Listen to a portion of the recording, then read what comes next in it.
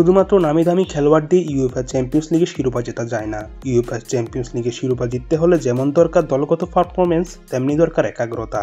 বলা ভালো, নামে ভারে এগিয়ে থাকার চেয়ে খেলোয়াড়দের একাগ্রতায় একটি দলকে ইউএফএ চ্যাম্পিয়ন্স লিগের শিরোপা জেতায়। গতবার রিয়াল মাদ্রিদ এর প্রমাণ দিয়েছে, এবার তার প্রমাণ দিল ফরাসি ক্লাব প্যারিস সেন্ট জার্মেইন। আজ থেকে এক যুগেরও বেশি সময় আগে পিএসজির মালিকানা কিনেছিল কাতারি স্পোর্টস ইনভেস্টমেন্ট কোম্পানি। দলটির কাতারি মালিক পক্ষের একটি লক্ষ্য ছিল যে কোনো মূল্যে ইউএফএ চ্যাম্পিয়ন্স লিগ জয়। সেই লক্ষ্যে রোনালদিনহো, ইব্রাহিমোভিচ, নেইমার, এমবাপে, মেসির মতো তারকাদের নিজের দলে বেড়ায় ফরাসি এই দলটি। তবে এইসব তারকা পিএসজিকে যখন ইউরোপ সেরা শিরোপা জিতাতে পারছিল না, একরকম ভাবে ধরে নেওয়া হয়েছিল ইউএফএ চ্যাম্পিয়ন্স লিগের শিরোপা জেতা পিএসজির কম নয়।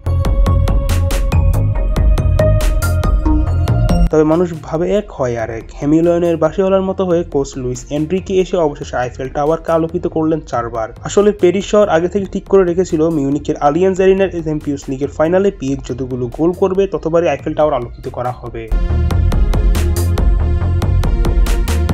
জার্মানিতে ইতালিয়ান প্রতিপক্ষ ইন্টার মিলানকে মাটিতে মিশিয়ে দিয়েছে পিএসজি। শুধু ম্যাচের স্কোর লাইন নয়, বল দখলের লড়াইয়ে মিলানকে পাত্তা দেয়নি লুই এনরিকের শিষ্যরা। নিজেদের রক্ষণের গর্ব করে আসা মিলানের ডিফেন্স লাইন গুড়িয়ে দিয়েছে পিএসজির আক্রমণ ভাগ।